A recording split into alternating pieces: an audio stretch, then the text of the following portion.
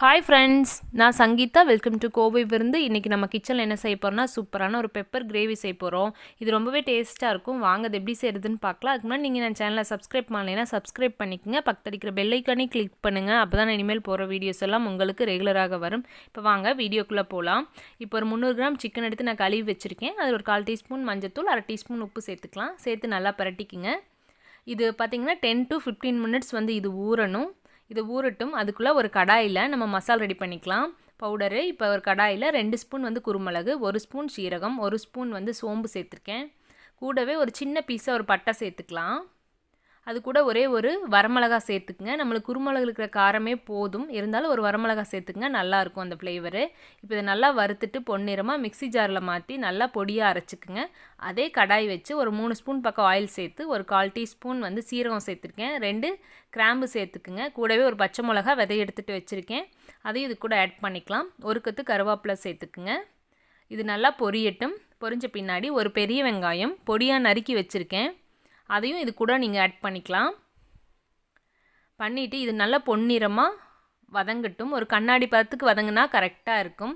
நான் ஒரு தக்காளி அதையும் பொடியாக நறுக்கி வச்சுருக்கேன், அதையும் இது கூட நீங்கள் ஆட் பண்ணிக்கலாம்.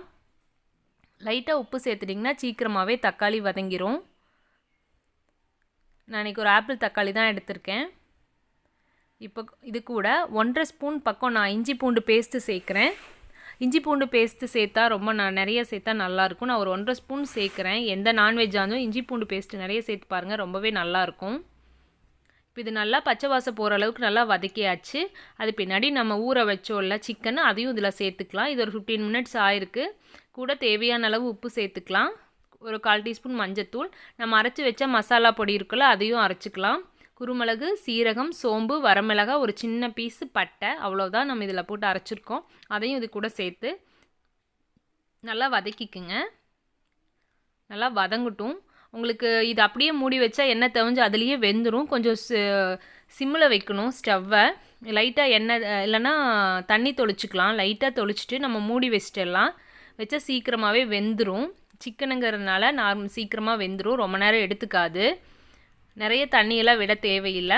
பாருங்கள், இந்த அளவுக்கு எண்ணெய் நல்லா பிரிஞ்சு வந்துருச்சு. சிக்கனில் நம்ம கழுவி வச்சோம் அந்த தண்ணியை அது சிக்கனே தண்ணி விடும்.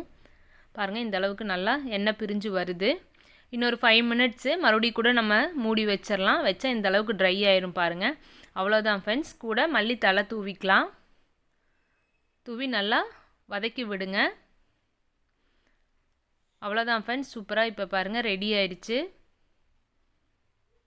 ட்ரை பண்ணி பாருங்கள். வீடியோ பிடிச்சிருந்தால் லைக் பண்ணுங்கள், ஷேர் பண்ணுங்கள், கமெண்ட் பண்ணுங்கள் ஃப்ரெண்ட்ஸ். தேங்க்யூ.